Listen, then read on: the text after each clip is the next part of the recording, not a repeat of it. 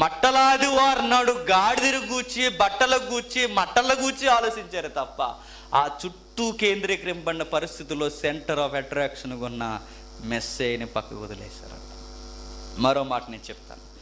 ఓసన్నా ఓసన్నా ఓసన్నా అని ఎందుకు అరుతున్నారంటే, ఒకరోజు మోసే వెనకాల కూడా ఇలాగ అరిశారట.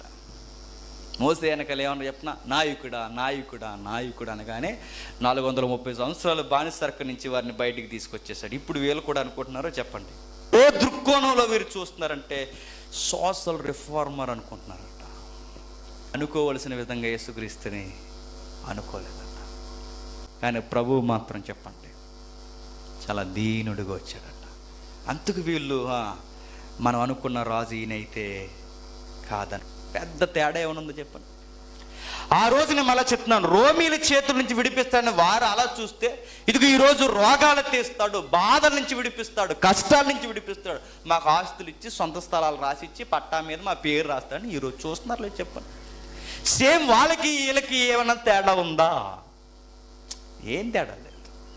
ఆ రోజు అభిషేకింపబడిన వాడు పట్టాభిషేకానికి వస్తుంటే ఎంత గుర్తించలేని వారిగా వ్యవహరించారో ఈ రోజు కూడా చెప్పండి. ఆయన్ని మట్టలాది వారి నాడు కూడా సంఘాల్లో ఏడుకునేది అని చెప్పినాం. మా రోగాలు తీసే, మాకు ఇల్లు ఇచ్చే, మాకు ఉద్యోగాలు ఇచ్చే, మాకు పెళ్ళిళ్ళు చేసే, మాకు పిల్లలను పుట్టించే ఇవన్నీ ఆల్రెడీ గారు ఎవరు చెప్పండి? యెరూషలేము ప్రజలు. మాకు ఈ ప్రభుత్వాన్ని తీసి కొత్త ప్రభుత్వాన్ని ఇచ్చే, కరెంటు తీసేస్తున్నారు చెప్పండి. ఇంకా చెప్పండి, ఇంకేమున్నాయి? మాకు వేస్తానన్న వాగ్దానాలు వేయలేదు చెప్పండి. ఇవేగా ఈరోజు యేసుక్రీస్తు వారిని మనం చూస్తున్నాం. ఆ రోజు వాళ్ళు అలాగే చూశారు, మనము అలాగే చూస్తున్నామంట. నేను మళ్ళీ చెప్తున్నాను, ఆయన వచ్చింది సోషల్ స్టేటస్ పెంచడానికి కాదు, ఆయన సోషల్ రిఫార్మర్ కాదు.